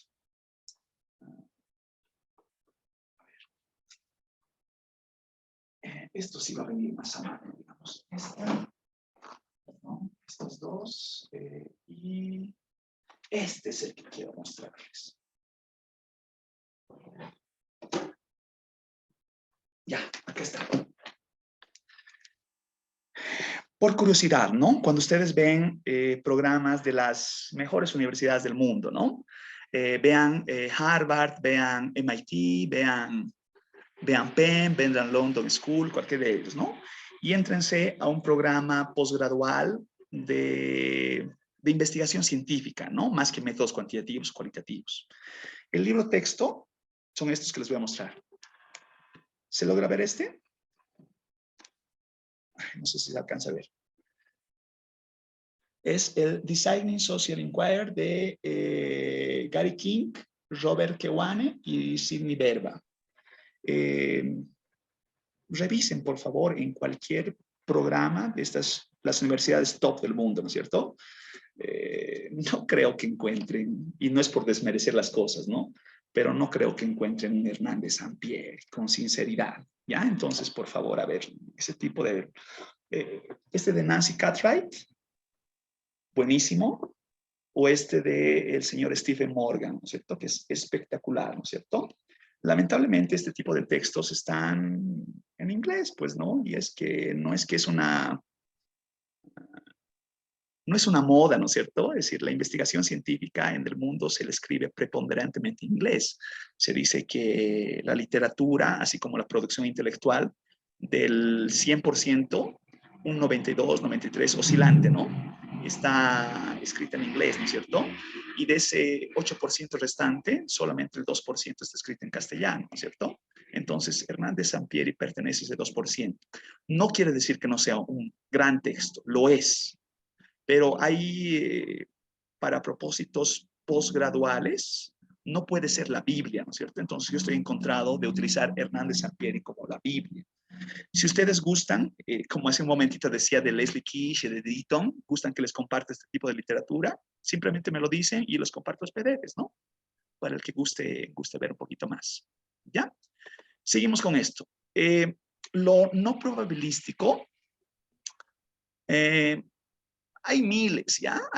No diré miles, pero hay muchos muestreos no probabilísticos. Aquí les hablo de 3, los más usados. El por cuotas, el bola de nieve y el deliberado. A ver, ninguno de estos permite hacer inferencia estadística. ¿Qué decíamos que era inferencia estadística? De la muestra a la población. Extrapolar los resultados de ese pequeño grupo al total del universo. No permite ninguno de estos, ¿ya? El muestreo por cuotas. ¿Qué hace el muestreo por cuotas? Se busca una muestra que en características replique al universo, al todo. Entonces, por decir algo, ¿no es cierto? Piensen que por una relación del Instituto Nacional de Estadística o cualquier entidad respetable, se asocia que la composición del universo tiene 48% hombres, 52% mujeres. No hago muestreo probabilístico. De pronto me elijo una muestra de 100 personas. Entonces, de las 100 personas, voy a buscar, para replicar esa característica poblacional, que 48 sean hombres y 52 sean mujeres. ¿Ello me dice que voy a poder extrapolar los resultados de la muestra de población? No. Solamente que estoy replicando una característica en procura de hacer un símil, una semejanza a cómo se comporta el universo. Pero, por supuesto, que no va a permitir hacer inferencia. ¿Sí? Seguimos. No existe probabilidad de selección, por tanto, no es posible lograr la diferencia estadística, ¿no es cierto? Recuerden otra vez los bolillos, ¿no es cierto? Cada unidad seleccionada aleatoriamente tiene una probabilidad de selección. Al simplemente elegir los 100, yo a dedillo he elegido mis 100 individuos. Por tanto, no existe una probabilidad de selección. No hay probabilidad de selección. No es probabilística. Bola de nieve. ¿Qué es bola de nieve? Imagínense el ejemplo de que yo estoy parado sobre una colina, un nevado, y agarro una pequeña bolita de nieve y la hago girar, ¿no es cierto? Entonces, en lo que gira la colina, crece, crece, crece, crece. Eso es bola de nieve. El snowball hace eso, ¿no es cierto? Generalmente se utiliza el snowball en poblaciones de difícil locación. Me ha tocado ser parte de estudios de trata y tráfico, de personas desaparecidas, ¿no es cierto? A ver, para poner el ejemplo de trata y tráfico, ¿ya? Se asume ciertas locaciones fronterizas, ¿no es cierto? Y se va persiguiendo el dato a través de la consulta. Entonces, uno halla un primer caso, ese primer caso uno lo explora, no puede lograr un muestreo, pero ese primer caso permite derivar al siguiente caso. Y ese siguiente caso me deriva al siguiente caso y al siguiente caso y al siguiente caso y al siguiente caso hasta lograr una muestra relativamente razonable. ¿Cuál va a ser el tamaño de mi muestra? El criterio es, y lo digo acá, el caso inicial sirve para encontrar los siguientes casos. Acabo de decir eso. Y se debe encontrar la saturación teórica. ¿Qué es la saturación teórica? Primer caso, yo estoy consultando sobre condiciones de vida o gestiones de búsqueda de las personas desaparecidas. Me estoy inventando cualquier cosa, ¿no? Y la primera persona me va a dar un relato profundo, extenso, grande, y me explica muchos elementos. Esa persona me deriva a la siguiente. Y la siguiente persona me repite muchas de las cosas que he dicho la anterior y tal vez me adiciona algunos elementos más. Y luego esa me deriva a la tercera persona. La tercera persona dice algo más marginal. La cuarta persona, un poquitito más. La quinta persona ya me está repitiendo lo que me han dicho las 4 anteriores. Por tanto, hasta ahí llego. No requiero preguntar más personas. Ya he logrado saturación teórica. Esto generalmente se utiliza en diseños como el de teoría fundamentada. Cuando se hace investigación-acción, se hace este tipo de muestreos. Cuando se hace estudios comparativos, se hace este tipo de muestreos. Bueno, eso lo van a ver en el siguiente módulo, ¿no es cierto? No sé si conmigo, si lo ven conmigo, vamos a hacer en práctica este tipo de cosas, ¿no es cierto? Vamos a hacer teoría fundamentada y les voy a mostrar cómo se hace este proceso de bola de nieve, ¿no es cierto? Para el que guste literatura de esto, que parece trivial, parece simple, no lo es tanto, todo lo que refiere la obra del señor Ansel Strauss y el señor Barney Glaser en The Grounded Theory. Igual, si gustan que les comparte literatura, me lo dicen, y es un manual espectacular para ver todo esto, ¿no? Y un texto que es buenísimo, ay, se me dio el nombre. Ya, ahorita se me acuerda y les digo ya la referencia, pero igual me lo solicitan si es que gustan ver. El muestreo deliberado hace una selección de unidades observacionales, ahora sí, a dedo, ¿no es cierto? Es lo que iba a la consulta, ¿no? Pero ¿por qué a dedo? Porque yo conozco que esa persona que voy a consultar tiene un amplio conocimiento temático, ¿no es cierto? Puede ser un experto, puede ser que por su experiencia conozca mejor el objeto de estudio pretendido. El ejemplo, grupo de expertos, víctimas de violencia, ¿no es cierto? Ahí no puedo hablar de expertos, sino tal vez por su vivencia es que conoce mejor, puede brindar un mejor relato, ¿no es cierto? No se puede lograr generalizaciones, no se pretende generalizaciones, pero sí se puede lograr profundidad, un conocimiento amplio del tema, ¿no es cierto? Ya. Dudas, consultas, comentarios, sugerencias, inquietudes. Quiero pasar al ejercicio práctico para que me dé el tiempo suficiente de hacerlo. ¿Todo ok? ¿Todo claro? ¿Todo bien?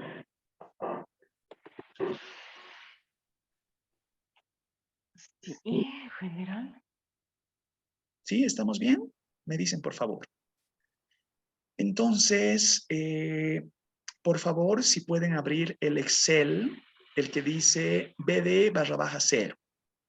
Por favor, abran ese Excel desde sus equipos y yo voy a proyectar pantalla, ¿ya? Para que hagamos el ejercicio de muestreo.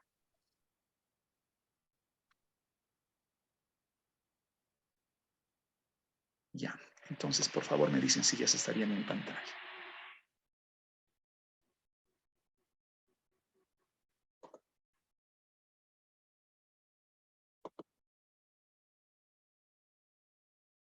¿Se logra ver?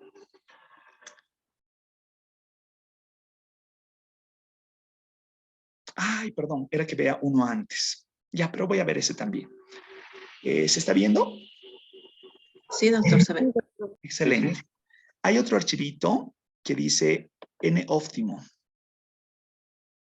No lo he abierto. Empezaremos por ese N-óptimo, ¿ya? Voy a buscarlo ahorita mientras estamos...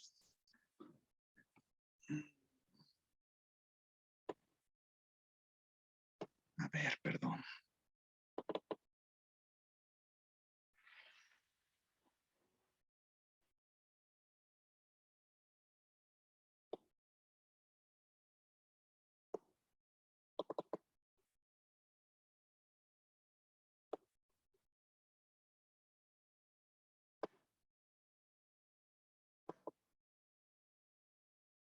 Ay, estas ventanas del Zoom son muy, pero muy molestas. Ya, este archivo, ¿ya? Este que dice N/óptimo. Ese, por favor, quiero que lo abra para que veamos un poquitito. Ya, este archivo N/óptimo es una plantilla. ¿Se está viendo la plantilla? Sí, doctor. ¿Sí? Ya. Esta plantilla lo que va a hacer es brindarme un cálculo amigable del tamaño de muestra óptimo, ¿ya? Utilizando los siguientes criterios. El error Ya, esto no voy a hacer una explicación detrás de todo esto, ¿no? Me tomaría realmente mucho. Generalmente se estila ponerlo en un 5%, ¿ya? El nivel de confianza se lo estila poner en un 95%. Y el único dato que yo requiero saber es el tamaño poblacional. Pensemos que mi muestra es de 5.000 individuos, 5.000 personas. Entonces simplemente yo doy Enter y me dice el tamaño de muestra que yo requiero. En rojo, ¿no es cierto? Ahí marcado en rojo. ¿Se logra ver? Se ve, doctor. Eso es lo que hace esta plantilla, ¿ya? Para ese ejercicio, aplicando este algoritmo, esta representación matemática, ¿no es cierto? Que considera solamente el tamaño de muestra, el nivel de confianza y el error muestral. Y si no quiere dar especificaciones de errores, tanto muestrales de poblaciones finitas o infinitas, tiene ahí una pestañita, ¿no es cierto?, para dar una especificación más detallada de las cosas, si quisiera hacerlo, ¿no? De hecho, la distribución en precisión de niveles de error, pensaré, ¿no es cierto?, para niveles grandes, está dada en esta tabla, ¿no es cierto? Entonces está jalando de aquí estos parámetros para hacer este cálculo del nivel de muestra, ¿no es cierto? Entonces pensemos que una población de 10.000, esto no es proporcional, ¿no es cierto? Sino que a más grande muestra, a ver, miren con 10.000, ¿cuánto crece?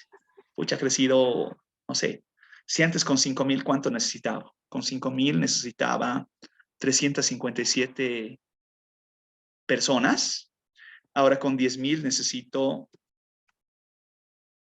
370, ¿no es cierto? Por eso digo que no es proporcional. Miren, voy a poner solamente por Doctor, ejemplos. Sí, sí, adelante, por favor. una pregunta.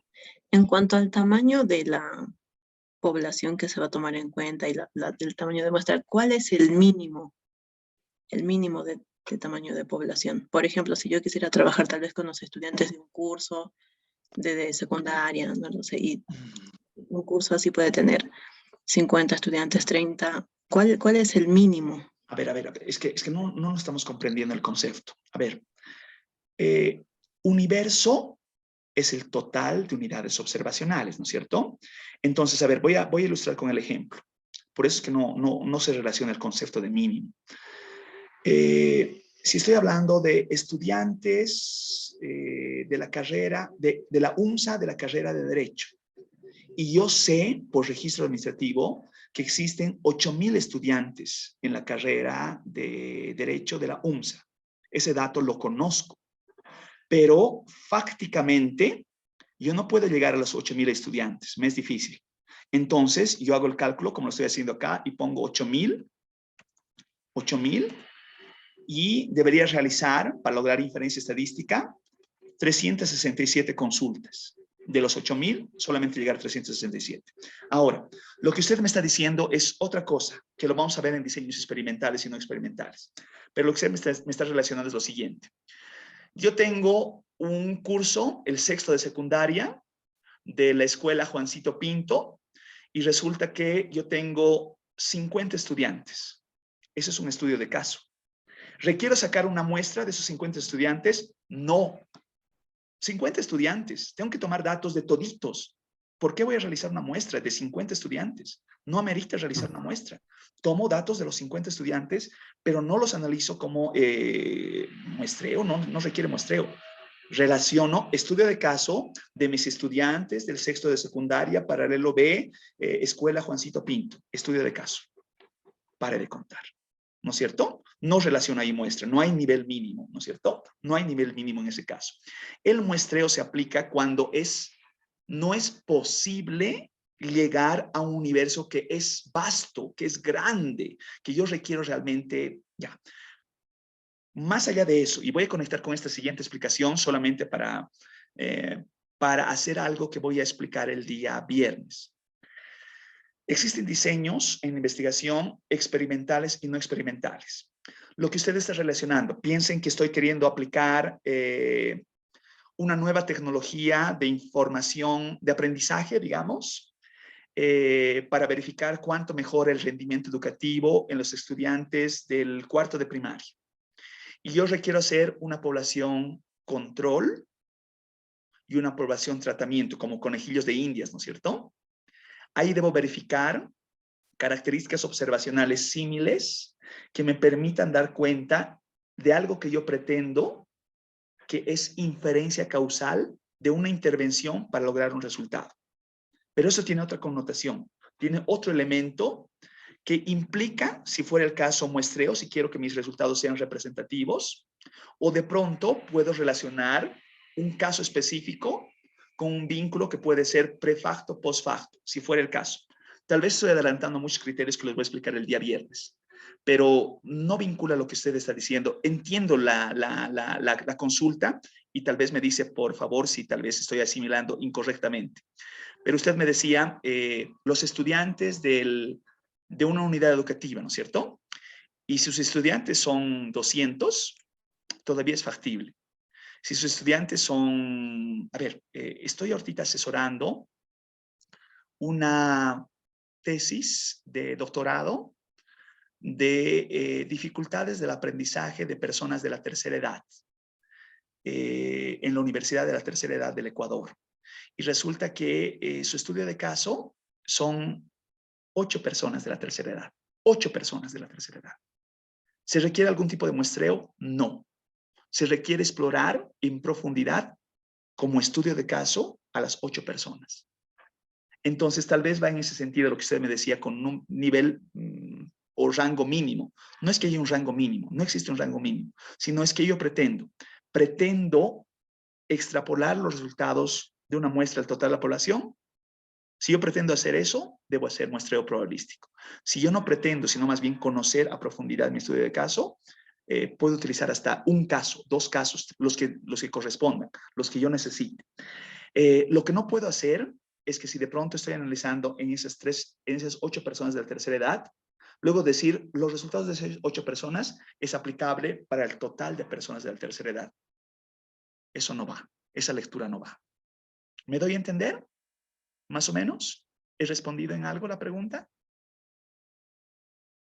Sí, claro que sí, doctor. Tenía una confusión al respecto y por fin pude entender. Muchas gracias, doctor. Vale, Caroline, gracias, gracias. Y igual, si gustan literatura más sobre esto, estoy sin recordar todavía el nombre.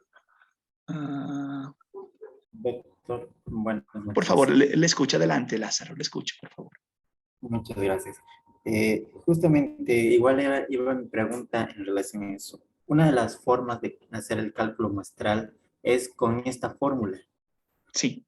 Ahora, ¿cuándo se dice que una muestra es significativa o no para un estudio? En relación a la pregunta anterior. Lo que acabo de mostrarle, ¿no es cierto? Justamente esta plantilla sirve para eso. Pero esta plantilla solamente va a limitar a una muestra que no relacione características específicas al interior muestra. ¿Qué quiere decir con esto? Está abordando solamente una muestra como si fuera una muestra de población homogénea, ¿no es cierto? Entonces, si digo, en el ejemplo que estaba dando, estudiantes de la carrera de Derecho de la Universidad Mayor de San Andrés. Y yo sé que son 8,000 estudiantes, por tanto voy a lograr 367. En lo que usted me está consultando, estos 367 es una muestra representativa para los 8,000. Puedo aseverar eso. Pero solamente bajo esta característica de que todos son iguales. ¿Todos son iguales? No. En composición de esos 8,000 estudiantes, puede ser que 3,200 sean varones y los otros 4,800 sean mujeres, ¿no es cierto? Entonces ya hay otra característica intrínseca y tengo que generar el mismo proceso al interior 3,200, al interior 4,200. Y si al interior estamos hablando de los estudiantes que van primero, segundo, tercer, cuarto año de estudio, primero, segundo, tercer, cuarto año de estudio, otra característica. Más características, más tamaño de muestra, pero eventualmente voy a lograr representatividad. Este simplemente es una pauta genérica para lograr un tamaño de muestra que sea representativo para un todo. ¿Respondo con eso, Lázaro? ¿Más o menos? Sí, doctor. Muchas gracias. Entonces, en ese tipo de estudios, o bueno, en el ejemplo que daba, sería bueno hacer una muestra compleja, como nos mencionó anteriormente. Sí. Sí, sí. Como muestra compleja, ¿no es cierto? Hemos hablado hace un ratito. Conglomerados, ¿no es cierto? Conglomerados, los de primer año, segundo año, tercer año, cuarto año. Y al interior de cada conglomerado, muestreo aleatorio simple. Y calculo los de primer año. Estoy hablando de 8.000, ¿no es cierto? Los de primer año son 2.000. Calculo con esta formulita, ¿no? Pongo 2.000. ¿Cuántos voy a capturar? No sé. 150, me estoy inventando. Segundo año, son otros 3.000. 3.000, entonces calculo con esta formulita y voy a sacar, no sé, otros 120. Y así, ¿no es cierto? Entonces hago iterativamente el proceso. ¿Sí? Perfecto, doctor. Muchas gracias. No, Otra pues un pregunta gusto, más. adelante. Bueno, señor. Sí, por favor, adelante. De acuerdo al tipo de investigación, justamente, ¿cómo sé qué tipo de muestras debo utilizar? Como en el caso que decía, por ejemplo, en un estudio experimental, no experimental, pues, ¿qué tipo de muestreo debo realizar ¿Cuál es el yo objetivo de para su no cometer error al investigación? inicio en mi investigación? Es en relación, Digamos, tiene varios elementos.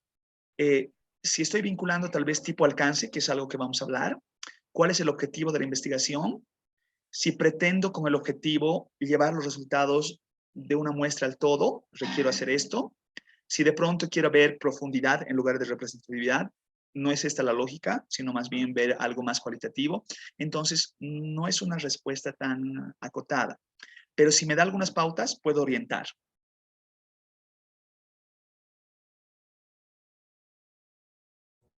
doctora, en el caso de ser, digamos, un estudio experimental ¿Ya? con grupos de control, ¿dentro de la muestra estaría el grupo de control o se tiene que realizar otra muestra? Ya.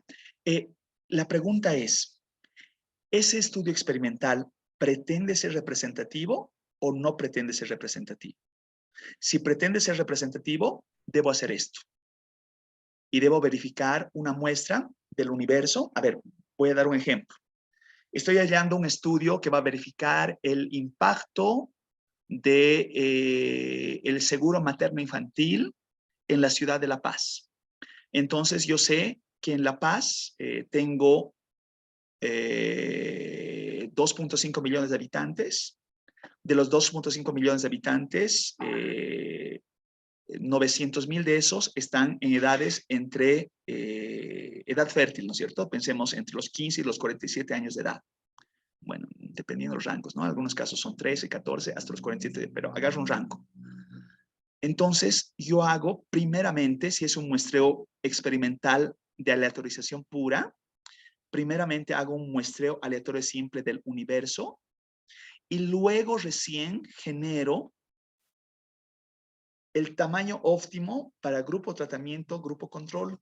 Y luego hago la asignación, tu control, tu tratamiento, tu control, tu tratamiento, tu control, tu tratamiento, tu control, tu tratamiento. Si fuera un diseño experimental de aleatorización pura. Generalmente los diseños experimentales de aleatorización pura son muy difíciles de llevar si buscan representatividad. Se los hacen estudios de caso. Estudios de experimentales de aleatorización parcializada, ahí se los puede hacer, digamos, con poblaciones acotadas, ¿no es cierto? Relacionar, no sé, el municipio de Colcapirua y de pronto en el municipio de Colcapirua agarro una comunidad específica y puedo hacer, digamos, comunidad A, que sea grupo control, comunidad B, grupo de tratamiento. Entonces, yo voy a verificar al interior de comunidad A una muestra representativa con características observables símiles, que sean clones estadísticos, a los clones estadísticos de comunidad B, ¿no es cierto? Y de esa forma comparar resultados. Tal vez estoy sofisticando demasiado la explicación, pero igual, digamos, pretendo explicar esto un poquito mejor el día viernes y también para el que guste analizar más diseños muestrales aplicados a investigación experimental. Tengo hartísima literatura para ver eso. Entonces, si gustan, simplemente me lo piden y les comparto. ¿Sí? Madre, muchas gracias por la aclaración. No, pues Sí, un gusto. claro. Procuraremos Doctor, hacer un poquito de nuestro ejercicio. Por favor, adelante, le escucho. entonces, el trabajo que estamos haciendo nosotros es una es un caso, es una investigación de un caso aleatorio, así sería, porque estamos considerando una población, un determinado curso de un determinado colegio en una determinada zona, digamos, ¿no? Entonces sería un específico, ¿sí? Sería un estudio de caso. Sí sería De caso. específico. Sí sería un ¿No? estudio de caso, sería específico, ¿no es cierto? Sería Ujú, específico. Y ese ujú. específico no pretende extrapolar los resultados para un todo, ¿no es cierto? Simplemente los resultados son válidos para ese contexto, para ese grupo, y nada más que para ese grupo. Y eso debe Ujú. sincerarse en la investigación, ¿no es cierto? En la tesis, la monografía, el paper o lo que corresponda, ¿no? He visto tesis que se defienden en la universidad que resulta que hacen esto que estoy diciendo, ¿no es cierto? Eligen a la unidad educativa y al curso tantos, ¿no es cierto? Y aplican esta formulita todavía, ¿no es cierto? Y dicen que con esta formulita están haciendo muestreo probabilístico. ¿Se han dado cuenta que el aplicar la formulita no es suficiente? Lo que se necesita son varios elementos. Marco muestral, listado completo de todas las unidades observacionales. Probabilidad de selección de cada una de esas unidades observacionales. Selección aleatorizada de cada unidad observacional y luego verificar tamaño óptimo de muestra. Si doy esos pasos, recién hago muestreo probabilístico. Aplicar esta fórmula no implica realizar muestreo probabilístico. No necesariamente. Solamente me está dando un tamaño de óptimo y pare de contar. Lo que sí necesito es hacer lo siguiente. Por favor, ahora sí vámonos con el ejercicio para que se vea bien lo que estoy queriendo hacer. El ejercicio es este, por favor, véanlo. ¿Se está viendo mi pantalla? Este es Sí, solamente doctor, se un ve. ejercicio didáctico, ¿ya? Por favor, para que se entienda. Es didáctico, ¿ya? No tiene ningún... Ay, perdón. No es este el que quería mostrarles. El ejercicio que tienen ustedes, este ya está completado, ¿ya? Es el ejercicio en blanco. ¿Ahora sí se ve? Sí, se ve. Ya. Ahora, piensen, por favor, solamente por propósitos didácticos. Esta es una base de datos de autos, ¿ya? Le voy a marcar la base de datos. Entonces, en esta base de datos tengo 20 vehículos. Tengo la marca del vehículo, tengo el precio del vehículo, tengo la procedencia del vehículo y dónde vive el dueño del vehículo. Y listo. ¿Ya? Y tengo 20 vehículos. Y piensen que hago mi ejercicio del tamaño óptimo y resulta que el n grande, el total del universo son 20 y la muestra que yo quiero seleccionar va a ser de 5. Va a ser de 5 vehículos aleatoriamente, primero aleatoriamente de este muestreo. ¿Cómo genero números aleatorios para lograr la semilla? Lo hago así, por favor, vean. Pongo igual y digo aleatorio.entre y doy un rango. Y digo, puede ir, en este caso va desde la primera observación, punto y coma, hasta la última observación, 20. Y cierro. Y tengo el equivalente de tener bingo, ¿no es cierto? Lota. Quiero 10 números aleatorios. Ahí está. 1, 2, 3, 4, 5, 6, 7, 8, 9, 10. 10 números aleatorios. Quiero 100 números aleatorios. 10, copio. 1, 2, 3, 4, 5, 6, 7, 8, 9. 100 números aleatorios. Ahora, vean esta magia, por favor. Cada que yo hago enter, perdón. Cada que yo hago enter, entraré acá, ¿ya? Entonces voy a la casilla, hago enter, ¿ven? Cambian los números, nuevo sorteo.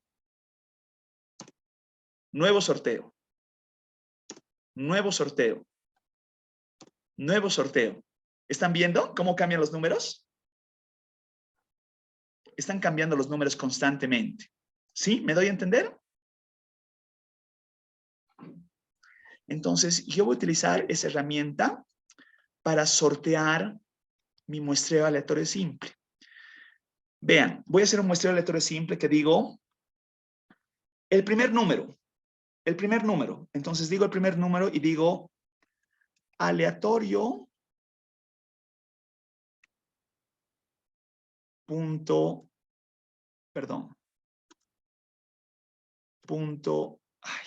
qué mal estoy acá. punto entre,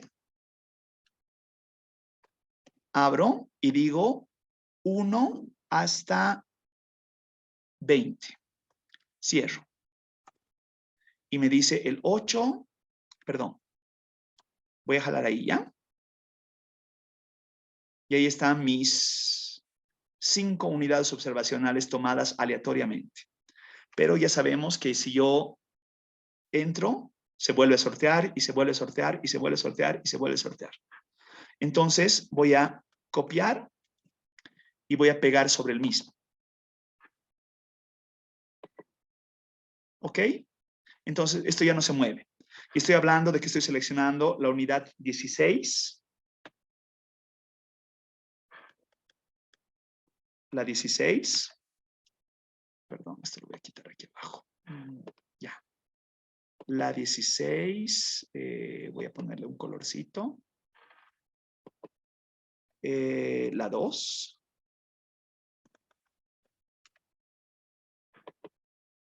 La 3. La 8. Perdón, he dicho 16, 12. Ay, no, perdón, estoy mal. Estoy leyendo lo otro. Era 16. Ay, qué chakra realmente. Perdón, mil disculpas. Estoy leyendo la columna equivocada. Ya. Entonces decía la 16.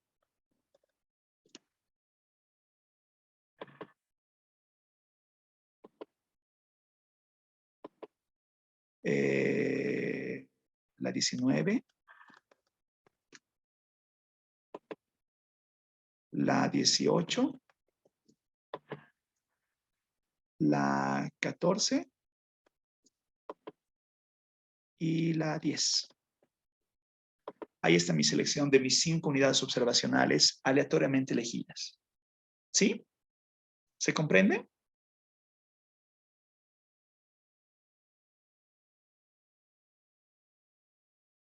Sí, doctor. ¿Sí? Fabuloso. Y solamente lo que yo he hecho aquí en la selección, para que lo vean nada más, ¿no? Entonces, en este caso, digamos, en el ejercicio ya preestablecido, había hecho ese sorteo, y la 12 es Subaru, y hacen todo ese macro, ¿no es cierto? Que dice buscar, y pongo con mi selección la que yo quiera, ¿no es cierto? ¿Y qué va a verificar? Va a buscar entre las celdas, desde el 1 al 20, va a buscar el número elegido y va a dar el resultado, ¿no? El BMW, el Datsun, el Honda, el Dasher y el Datsun. Ya, es lo que está haciendo esa plantilla, ¿ya? Nada más que eso. Y ustedes pueden hacer exactamente lo mismo. Ya. Para que se comprenda. Ese es el muestreo aleatorio simple. Un muestreo sistemático, lo primero que hace es ver el ciclo, ver el periodo. Y el periodo se calcula, vean por favor, dividiendo n mayúscula sobre n minúscula. 20 dividido 5. 20 dividido 5, 4. ¿Sí? ¿Está bien? 20 dividido 5, 4. Entonces el ciclo es 4. La pregunta es ¿dónde empiezo? Piensen, aquí voy a hacer el ejemplo, ¿ya? Y otra vez digo, aleatorio entre 1 y 20. Semilla. Esa es mi semilla. ¿Ya? Entonces, cada que yo aprieto la semilla, por supuesto, va a cambiar, y va a cambiar, y va a cambiar, y así, ¿no es cierto? Y va a cambiar. Entonces, yo no requiero que la semilla cambie. Yo requiero que la semilla se quede. Entonces, si requiero que la semilla se quede, lo que voy a hacer es, hago control C y lo copio como dato. Ya, que ya no cambie, ya es un dato. Entonces, yo sé que mi semilla parte en 11. Mi semilla está partiendo en 11. Por tanto, marco el 11. Marco el 11. Y sé que mi dato es de 4 en 4. Entonces, 11, el siguiente va a ser 15, el siguiente va a ser 19, el siguiente va a ser 23. Pregunta, ¿hay observación 23? No, solo eso está el... ¿Y qué hago entonces? lo que hago es lo siguiente, por favor. A ver, vean acá. El penúltimo dato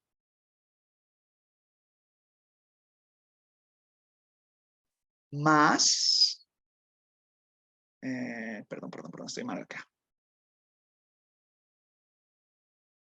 Será,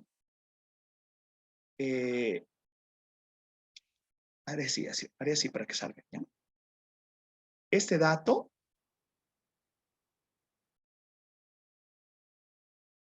menos n, perdón, estoy haciendo mal las cosas. Es G17, a ver otra vez. G17, que es el dato precedente, ¿ya? Más G13, que es el intervalo, ¿ya? Menos 20, menos el tamaño de la muestra. Entonces, perdón, es el precedente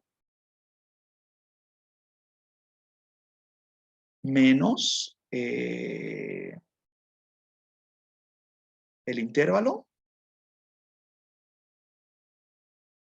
menos, perdón, era más el intervalo, más el intervalo menos el tamaño de muestra. ¿Ok? Y vuelvo a 3.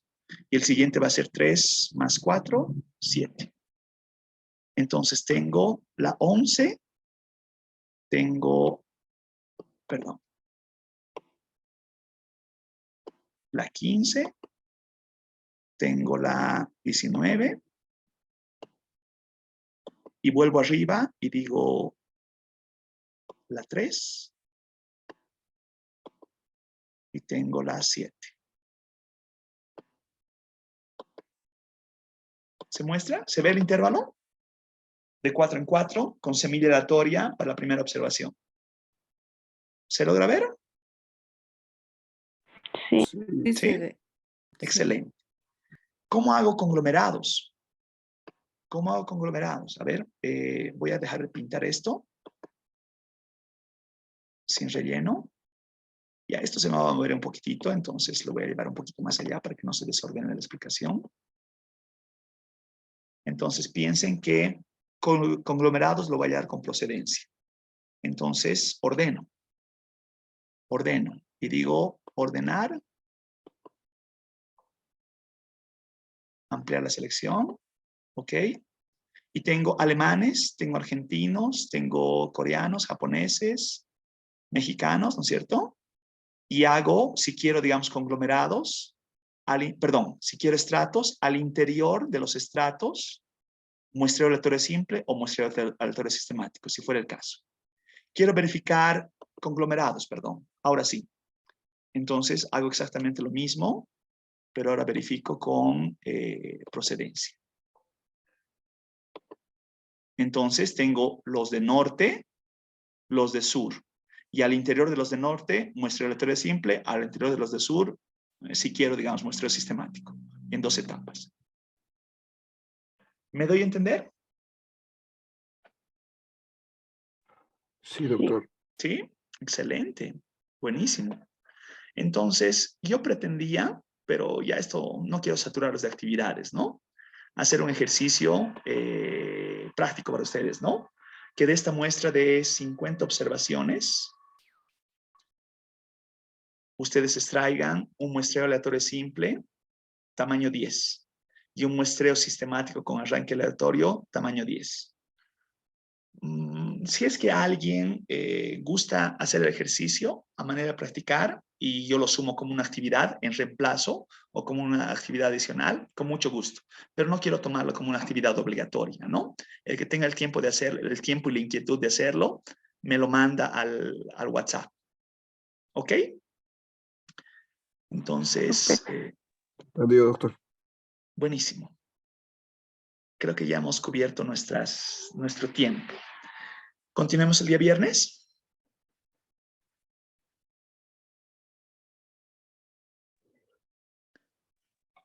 Está bien, doctor. Sí, doctor, Hasta el viernes entonces. Sí, doctor, Muchísimas por favor. gracias. Buenas noches. Buenas noches, muy amables por su tiempo. Muchísimas noches, gracias. Continuamos el viernes. Buenas Doctor, noches. el ejercicio que acaba de mostrarnos. ¿Sí? ¿Sí? El Buenas ejercicio noches, que doctor. acaba de mostrarnos para que lo practiquemos aquellos que deseamos. Sí. ¿Dónde no lo veo, doctor? Está en el WhatsApp. Se los he pasado al WhatsApp. Es un Excel. Ya. Está en el WhatsApp, por favor. Está bien. ¿Sí? Sí Está puede bien. ahí verlo. Y Gracias. si no le ha llegado, me lo dice y se lo vuelvo a enviar con mucho gusto. Está bien. 10 dijo, ¿no, doctor? Sí, por favor, una muestra de 10, pero el tamaño es de 50. Eso amplía. El Claro. proceso es exactamente el mismo. El proceso es Muy exactamente bien. el mismo. Y si ustedes logran familiaridad con ese ejercicio, no hay nada más escondido en el muestreo. Eso es lo que se hace en el muestreo. Saben hacer un muestreo si quieren verlo así, ¿no? Por supuesto, hay especialidades, ¿no? Pero en la idea intuitiva, eso es lo que hace el muestreo, no hace nada más extraño. ¿Ya? Nos vemos el viernes entonces. Muchísimas gracias. Gracias, doctor. Gracias a ustedes. Un abrazo. Gracias, doctor. Buenas noches. Buenas noches. Gracias. Buenas noches, doctor. Gracias. Un abrazo. Gracias a ustedes.